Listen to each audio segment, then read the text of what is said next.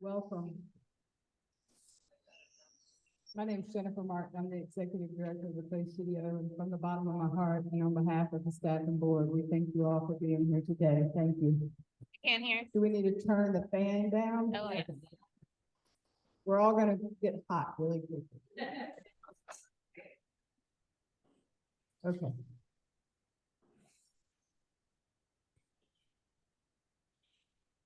Today, we celebrate and remember a friend, a son, a cousin, an uncle, a brother, a teacher, and a colleague, Raymond Rorke. Those of you who know Raymond know that he was a perpetual learner. Today, I'd like to read you a few words of Raymond's. In Raymond's words, "What Clay has given me over the years, as have my teachers and students, is a way forward where daily awareness and creation can be practiced and deepened. These days at the studio, I'm surrounded by clay in all its glory. From the beginner's first encounter holding a lump of clay to the master's skill transformation of clay into a cultural touchstone. And as I myself work with clay, I'm also on a journey of learning and mentoring in an ever-widening community of practitioners." If you all know artists, they have to write an artist statement, and I think artist statement not only says a lot about the person's work, but I think it's a window into their soul. So I would like to read you Raymond's artist statement as well. "From the beginning, Clay has been intimately bound to our most basic human needs, food and shelter. Clay has also been used to record and to remember. These tablets, tokens, or totems, translating between the hand and the mind what is real and imagined, concrete and abstract. Over millennia, as objects of clay have been exchanged, so too have their embedded ideas, values, and traditions. Today, we could say that clay is the original social medium. As an artist, I work with the rich vocabularies of clay, not only to give shape and voice to new ideas, but to add to the language of artifacts. I'm fascinated about how clay can articulate any object or material, including itself. Clay's long and unique ability to be both real and symbolic in our everyday lives, integrating what's literal and metaphorical, what's natural and man-made, has for me boundless poetic opportunities for transformation.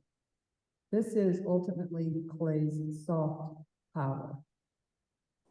I would say, like Clay, Raymond's powers were strong yet soft, firm and forgiving, and the impressions he's made on all of us has been recorded and will be remembered forever. Thank you."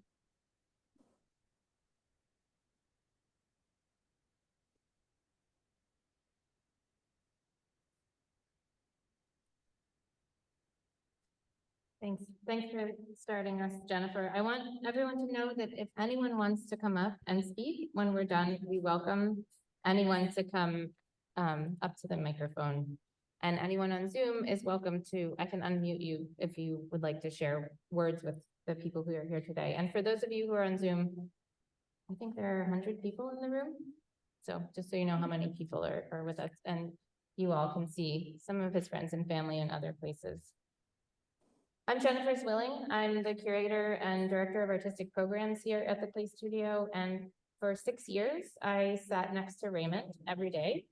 And it was a privilege that I missed. Raymond's passing was a great shock to all of us. And in the days after it happened, many of us said to one another that we couldn't believe that it was true. I thought that feeling would pass, but 3 months later, it is still with us, especially as we stand among his artworks and see video of him speaking. So instead of waiting for that feeling to pass, now I'm holding on to it. He is here in spirit with us and will continue to be as we each try to emulate his joy, curiosity, and exuberance. Raymond has been our communications designer for 6 years, and his special talents can be seen all around us at the Play Studio. He was truly one of the most interesting, creative, lovely, dedicated people I have ever known. He was a wonderful collaborator and a kind person. I learned a lot from how he was always willing to listen and work to get to a design we were all happy with, which is not always an easy task. He told us he felt he had come full circle, starting out his professional life with graphic design, then finding clay, then working as a studio tech, all prepared him for his role here, communicating our love of clay to the world. Raymond was truly a Renaissance man. He had many talents, many of which those of us at the Clay Studio didn't even know about because he was not one to brag. Ceramics, poetry, photography, teaching, graphic design, painting, drawing, and creating an artistic life that fulfilled his desire for beauty and inspiration. He was curious and truly in awe of the world. So now I'd like to show you two short film clips. One is Raymond talking about how he had come full circle, and one is about an early moment in his family life that helped launch him into artistic pursuits. The audio is not great, so I just ask you to bear with me, and especially the first one, but just try to catch what he's saying. And there are moments where it'll be soft and then loud again. Again, just bear with me. And people on Zoom, if you can't hear, let me know, but I think you should be able to.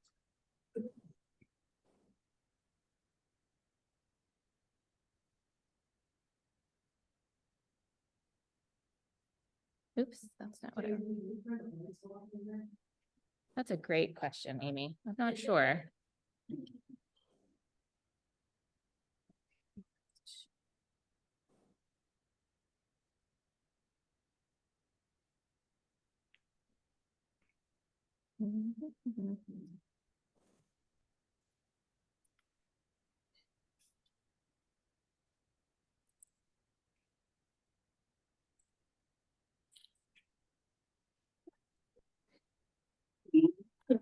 You saw could be a projector. Yeah. The hybrid lunch and learns are gonna happen in here. Oh, very cool. Wow. Mom ran. Well, why you introduced You're fast. But not easy. This is being videotaped. Keep it clean. Well, I first started out with when I worked at the museum. And clay, that's building this ancient clay from every part of the world. Volume Raymond. Oh, and I got teaching a clay class in my own neighborhood. And I've been coming here for First Fridays since like the 90s, and then I started taking classes here in the 2000s. But in the meantime, I was working at a museum, worked as a graphic designer. Oh, that's what I do now, graphic design. And exhibition design and web design, which is all what I'm still doing here, working beside all these people. And I'm play and I teach. I've got.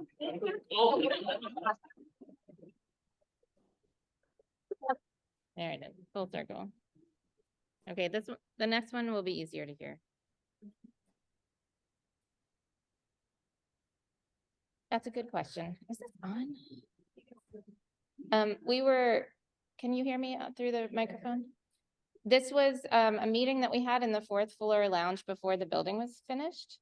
So we met with the board and our founders and staff, so we could kind of celebrate that it was about to open. And so we all went around the room and shared how we were connected with the Clay Studio. So Raymond was saying that he had taken classes here and he had come to First Friday, and the signal is now not working. Why is that?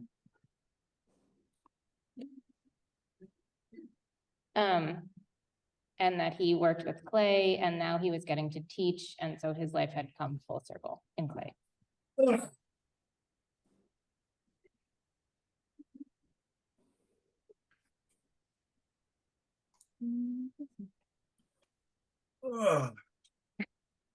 Someone in Zoom is not muted.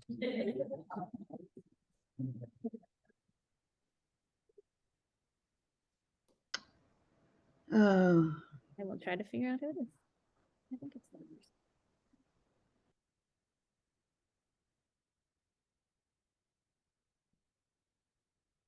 Eight. And almost using that as a, One sec.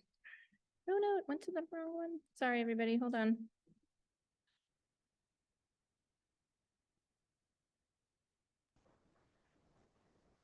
I can't hear what they're saying. It's coming, I promise. There we go. Yeah. What Maria just said, but also so many other artists you met on Lunch and Learn. We all have similar stories, but I can hear it a little bit better. it happened for me in stages. When I was a young child, I was you in hear rural that? Pennsylvania, and I just grew up always like making something. And Joanna Powell said this last week. Like when I was outside, I would make pigs and acorns and pebbles and leaves. And like I remember one summer, I spent the whole summer making this Hello? tiny village, like this miniature village out of things like sticks and twigs and pebbles and things like that. And at the end of the summer, some of the older kids came and wrecked it. But then, indoors, it was the same way. I was just always making something. I would literally like carve erasers and mold things out of Kleenex and just whatever I could get my hands on. And then as I got a little older, eventually I used to be like, I made cards for my family, like for birthdays or Christmas or Easter. I would draw things and write things. And then as I got a little older, I was in Cub Scouts. And I remember once, you know how in Scouts you earn your badges by doing certain things. And I guess there was one for art or something. So for my art badge, I drew a ringnet pheasant in flight. Oh, And I took it to the Cub Scout meeting and it won like an award, and I got my badge but like one of the other Cub Scout kids there, I guess he was jealous or something, and he goes, "Oh, you traced that," which I was like, I couldn't have traced it. It's on cardboard. How do you? Anyway, after that, we went home. My dad was so incensed that someone would say that about me, and so he said, "Here," and he said, "You sign your name on that drawing, and you put the year down." So I did, and I went to bed, went to school the next day, got home. He came home from work, and there was my drawing. He had gotten it framed under glass, no. and he hung it on our living room wall. And that was a big thing. It was like he was so proud of me, and I just thought, wow, yeah. So, and with that came some kind of responsibility. Like I was now the family artist. Yeah. It's weird because my dad always was good with his hands, and he taught me things like how to pour plaster and how to solder copper and how to wire electrical wires. And my mom, she always made beautiful embroidery. I think it's a different stitch. It's called crewel. Cruel work. Yep. Yeah, where you blend colors together, and my dad would like do paint by numbers, like and I tried paint by numbers and I was terrible because I kept going outside of the lines. But they just did stuff. And my grandparents also my grandfather made beautiful bird houses. Like, oh, you wouldn't believe it. They were just painted so. And my grandmother, she could sew or knit anything. And my mom could sew dresses. And so I was sort of raised and was in a family that just made stuff, but no one walked around and thought of themselves as an artist, you know? So when my dad framed my drawing, that was a big deal. Yeah. You know, so, yeah, and I eventually, Thanks for bearing with me. I thought that was important.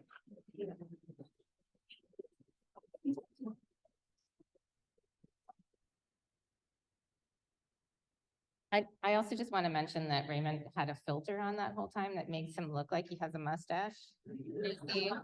And eyebrows are like moving around because he liked to put little, sometimes he made himself have sunglasses. Okay.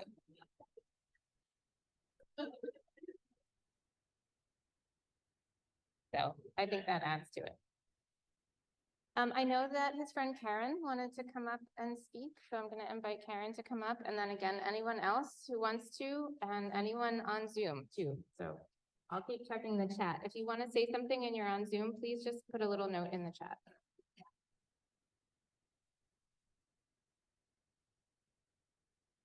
Well. You want to be up a little bit more? Yeah. There you go. How's that? Oh, there we go. Okay, I'm Karen Leitner, and I knew Raymond since about 81, 82, when I moved into a house with Denise Gallagher. If our group of friends, which there's a picture of us right here, everybody except Joanne's missing, unfortunately. But we, several of us lived in a house with Denise Gallagher, and Denise knew Raymond, and that's how we all got to know Raymond. And he was a constant figure in our house. And, you know, parties, dinner parties, all kinds of stuff. Now, Rachel and Carter Zervis, who are also friends of ours, used to have these amazing themed Halloween parties. And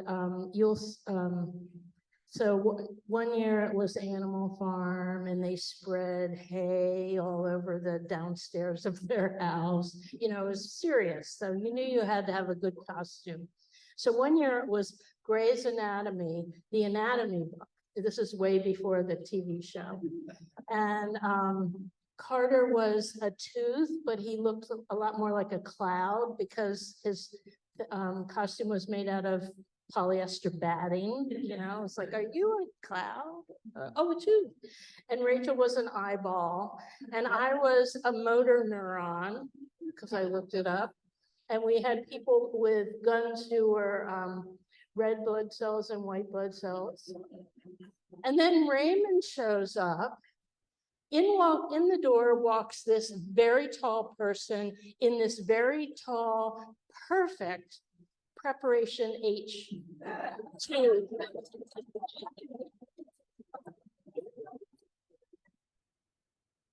So we had lots of laughs. You know, it was just, you know, it was wonderful. And you know, that house broke up in '88, and people moved different places. And but we often still got together at Rachel's, you know, up until very recently.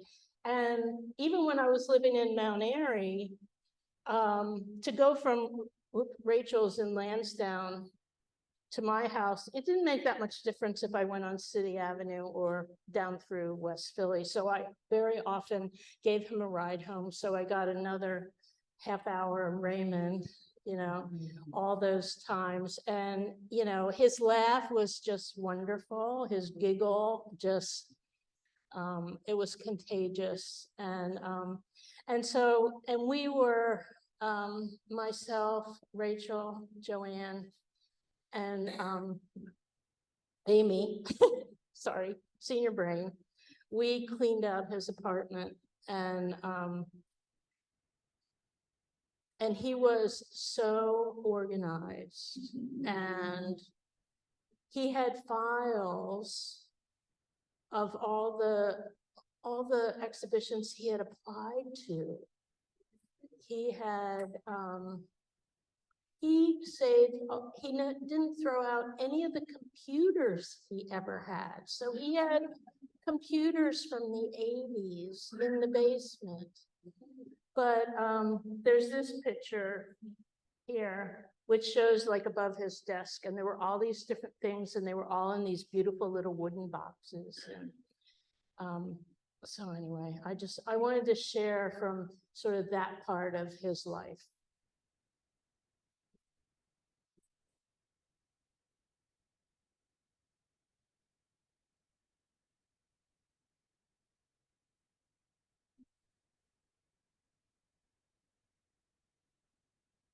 Oh, oh, Denise, okay.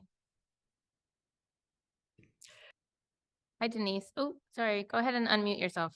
I think I messed that up. Okay. Hi, Jen. Hi, everybody. Um, I feel like I need to follow that after Karen. Um, what to say? You know, right after I found out that Raymond had passed, I did some free writing and you know, just communicating with him. Like, okay, so let's see. Can you guys hear me? I just got some chat that was confusing. Oh, yeah, we can hear you. Okay, very good. Alrighty, so I did this free writing that, let me see if I can find it, in which I talked about how when I first met Raymond in the 80s, it was like, I mean, I was totally smitten. For me, he was part human, part celestial being, part woodland creature, part, it was like, well, you all know Raymond. He was like one in a gazillion. And I'd never met someone who, to me, felt so unencumbered by what I consider the enculturation, the conditioning that, you know, all of us Americans grow up with, all us, you know, in the Western culture. It was like, you know, Raymond to me had an inner freedom, you know, that I'd never experienced. It was like when you were with Raymond, you knew exactly who you know, what he thought, what he was feeling. There was a transparency and like you said, Jen, I mean, the kindness and the, you know, brilliance, but always respectful.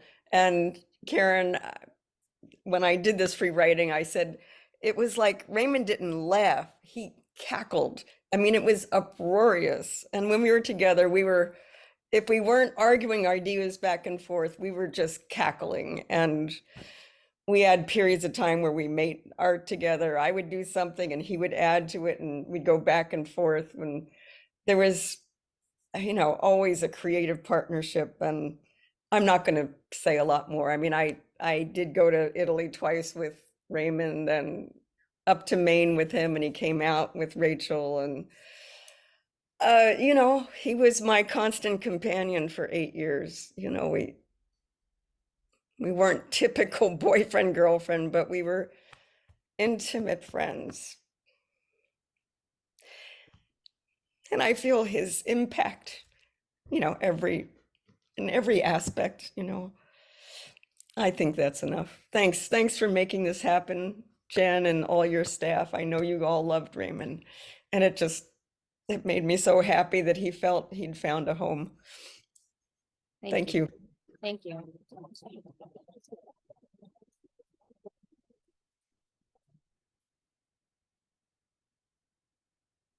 Thanks, Denise. That was lovely.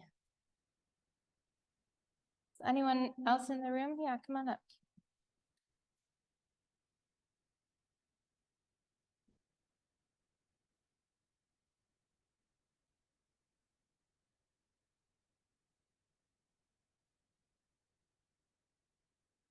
Hi, everybody.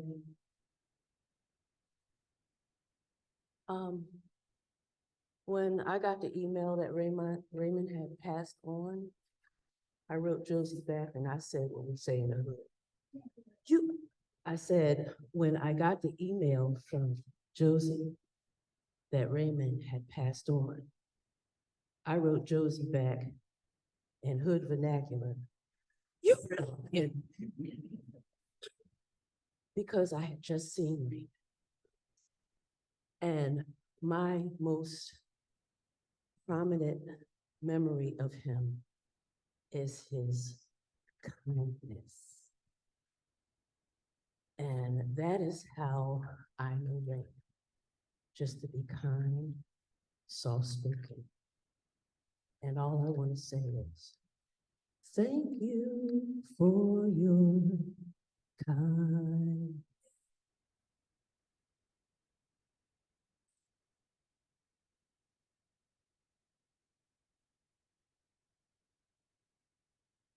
Thank you, Robin. Someone over here, yeah.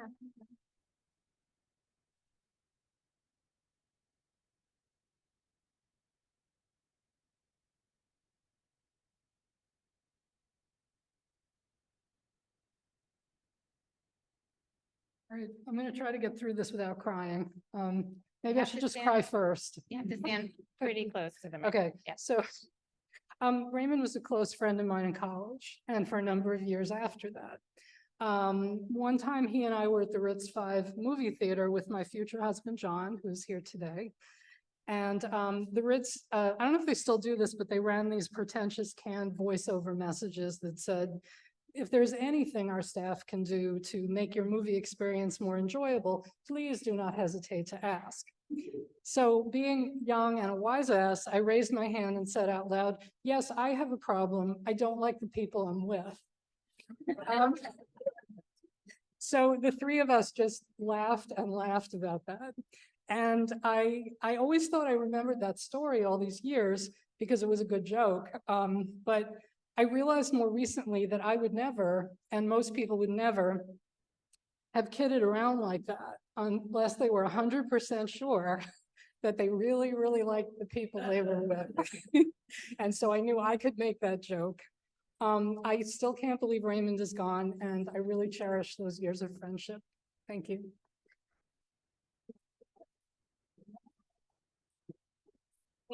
Okay, we'll go back to Zoom for a moment. You can go ahead and unmute yourself. Is that me? Yeah. Yeah. Well, thank you. I'm Giampiero. This is Kathleen. We lived in Philadelphia a few years, and we were part together with Denise of a group of people that every once in a while showed up on a Facebook memory, a group of back then young people. And that picture of one evening together was really the epitome of how happy and sharing our experience together was, and how Raymond was an integral part of that joy and happiness. Both Kathleen and I took ceramics class with Raymond, and we cherished that period. That was something extra relative to our friendship and relationship. And I have fixed in my mind the memory of his hands on a wheel and making a bunch of clay become alive, and his long, elegant fingers shaping the what at the end would be a very creative and fulfilling piece of his art. We had in our period together, Kathleen and I had this habit of keeping a guest book. So I was looking at the entries that Raymond left through the years, and I found two. One is my birthday in 1987. It was always evidently very creative and provocative. So my birthday happens on the Immaculate Conception according to Catholic liturgy. So there is a huge Immaculate Conception right in the feast. There was one cake, two pies, rum-raising ice cream, some Indian Hindu fondue thing, sangria, Campari, and well-meaning but generally ignored horn blowing. I think that somebody had, or he himself probably had brought the flute, the recorder, or whatever. So that was December 8, 1987. And the other one I would like to leave us with is an occasion in which we got together. We stuck balloons, he says, on our heads, played with Mr. Potato Head, talked our heads off, then headed out the door while Claudia slept like a babe. Good night, you all, Raymond.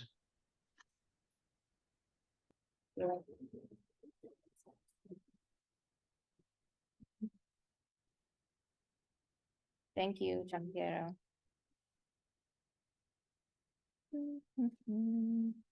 Someone here, over here, okay.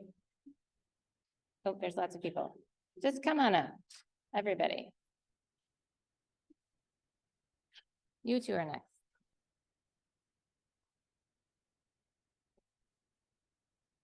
Hi, my name is Lisa, and I'm a student here. I've been hanging around for the last 12 years, but the last 2 classes I took were with Raymond. And I think the fact that we could barely hear him on the video was very appropriate because we could barely hear him in class. He was so soft-spoken. But I've had so many wonderful instructors here at the Clay Studio, but Raymond was the only teacher who looked at my work, really thought about it, and gave me a truly critical evaluation of it and told me how I could do better. And I really, really valued that. And Raymond never told us about his work. I mean, the broad variation of what he's done and the experimentation and the extreme beauty of his work, he didn't share with us because he was so humble. He did the catalog for the inaugural gallery show here, and I brought to his attention that the Ceramic Monthly magazine shouted out to him what a great job he did. He wasn't aware of that. And when I brought it to his attention, he was just tickled and so thrilled. And he said, I can't wait to share that with my family. They will be so proud. He was just a great guy.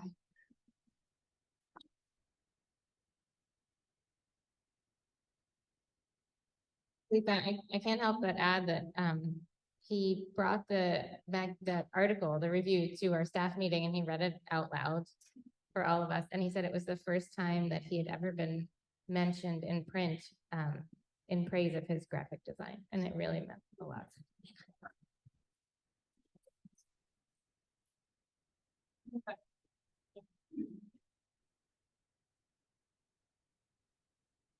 Hi, my name is Karen Ryle. I've been a friend of Raymond since about 1977, 78.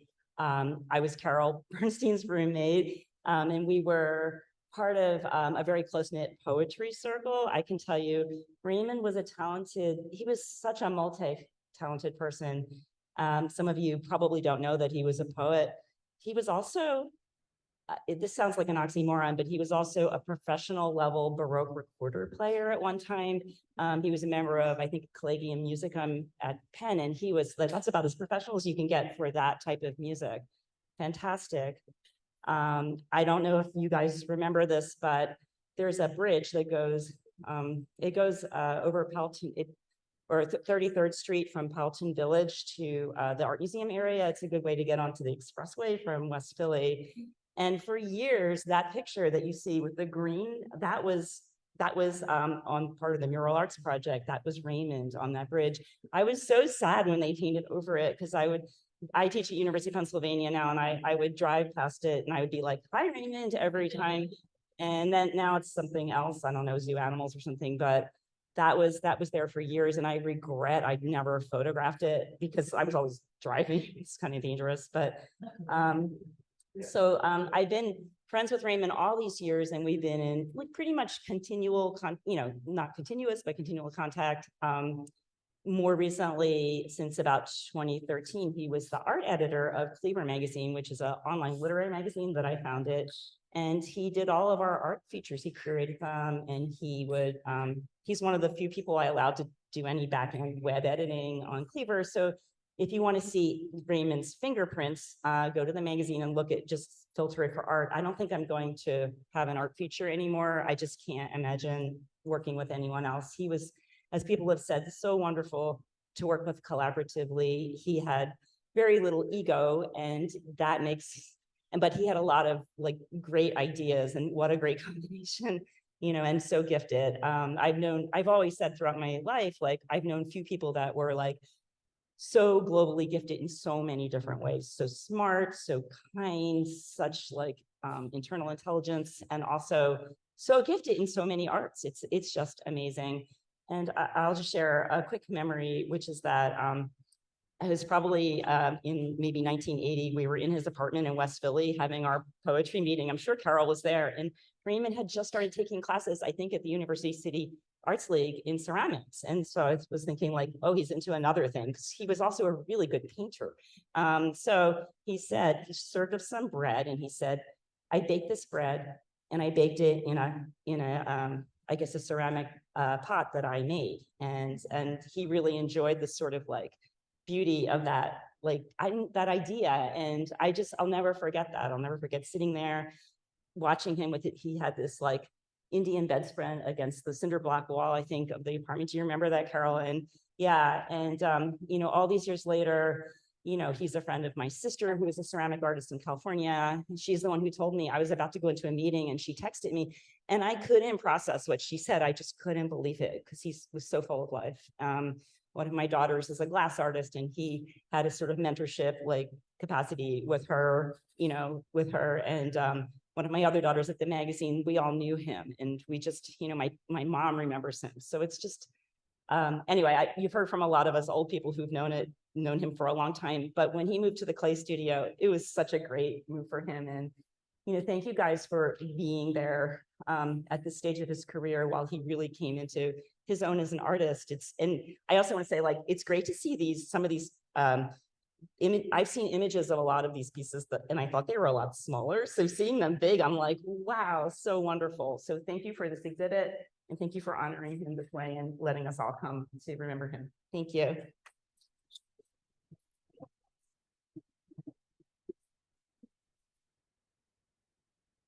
I am not one of Raymond's older friends. I had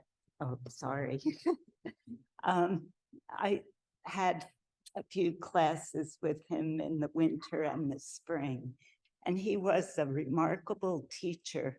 And one of the ways that to comment on that is that when we heard he had passed, we got the idea, the people in his class, that we should get a brick for Raymond to put outside. And we found out how much they were, $150. And we started figuring out how to collect the money. And one of the students generously said, how much is a big brick? $3,000. She said, I'll do it. And the rest of you can contribute what you want, Cynthia. Along those lines, somewhere Raymond had talked about a background in anthropology, working at a museum or something. I'm not sure what it was. And at the end of one of the classes, he did a slideshow of this work chronologically and explained where his head was as he progressed through this work. And afterwards, I thought, Raymond is the soul of clay.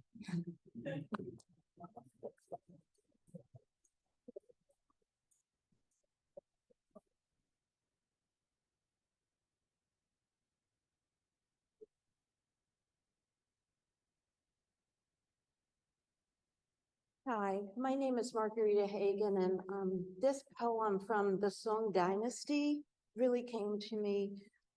It seems to capture Raymond and love and the clay and the spirit that brings everybody together to celebrate his life.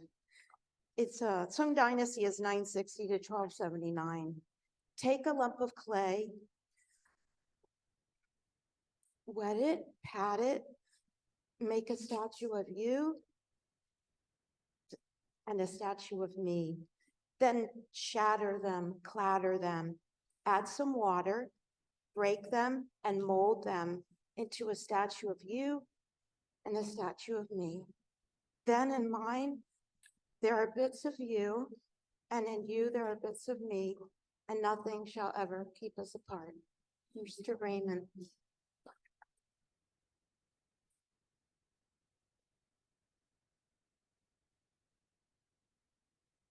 Hi, I didn't know Raymond nearly as well as I'm sure many of you did, but I wanted to represent a specific part of time of his life where I knew him from, which was the Penn Ceramics Studio. And when I met him, it was probably, I don't know, 2008 or 2009, and we were both Penn employees who we were part of a group of maybe like 6 or 7 of us who were Penn employees who just kept taking classes because they were free. And we loved ceramics, obviously, and so that group of us got to know each other during that time, and you know, a lot of students came and went, but we were always there. And yeah, I just remember Raymond being super kind and always very interesting conversationalist, and also low-key hilarious. He would just say things that were very sassy and make me laugh. And then it was great. I don't even really know what Raymond's job at Penn was before he became the studio tech there. But I know that he left his full-time job to become the studio tech because that was his passion.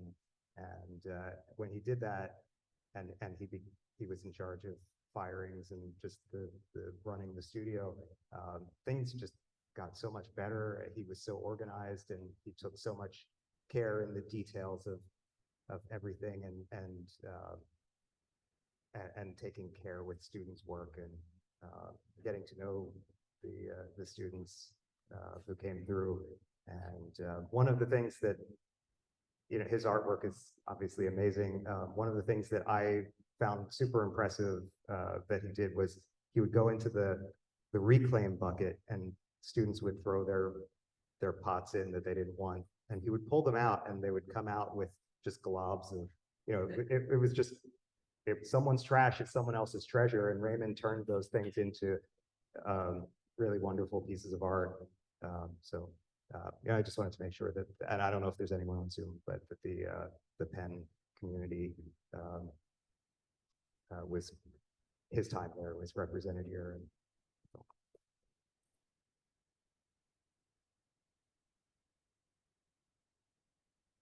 My name is Leslie Sudak. Around 30 years ago, a young mother home from professional life, taking care of 2 small children, I decided to learn an instrument, an early instrument, a Renaissance instrument, early Baroque. So I'm one of those people that made music with Raymond Rorke at Penn. And I can attest to, and it was scary business to do that as a young adult in my early 30s. And I met Raymond in one of those ensembles at Penn. I was a community member participating. Somebody had arranged it, and I could barely play my instrument, maybe a little bit better than barely, but not particularly well. And I can just attest to Raymond's generosity, to Raymond that 30 years later or 25 years later, when we met here, delighted to find each other again. Raymond's commitment to honest expression as a musician. When he taught me that kind of honesty, or shared it with me as a musician, and then again as a student here in his classes.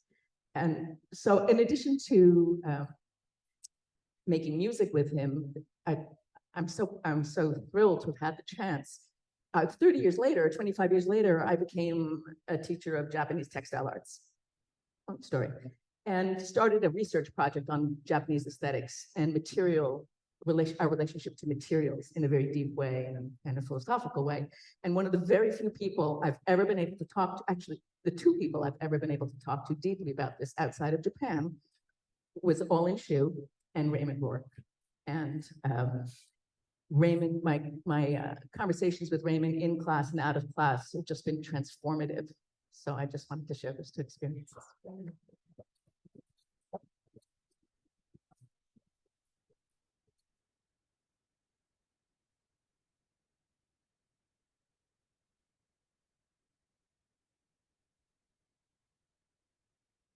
Hi, everyone. My name is Kathy Hewlett. Raymond was my cousin. And I just want to say, on behalf of his family, especially his mom, Betty, his brother, Joey, his sister, Denise, thank you so much for honoring him today. He truly will be missed, I'm sure, and especially thank you for naming the scholarship in his honor also. Thank you.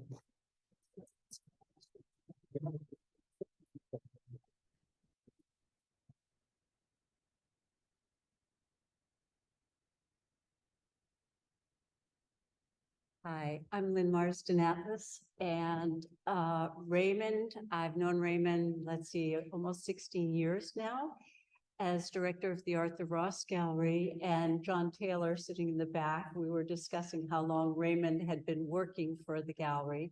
I think it's about 20 years.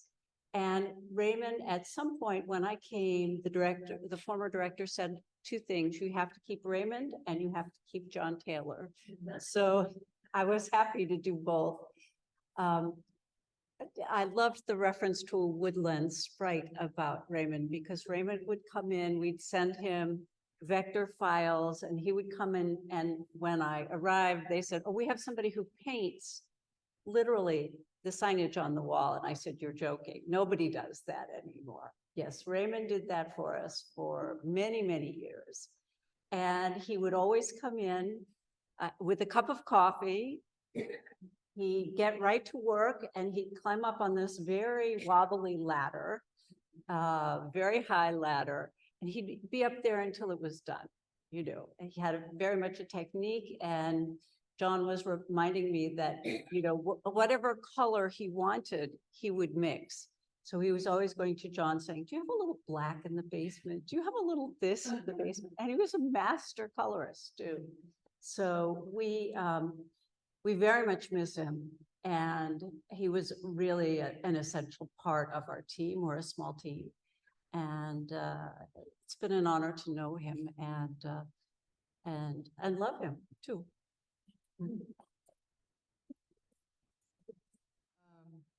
Thank you all again for being here and celebrating our dear friend. And I hope if you need anything, we're here for you as our Clay Studio family. And what we do is we stick together just like Clay. So we're here for each other. So thank you. Love you guys.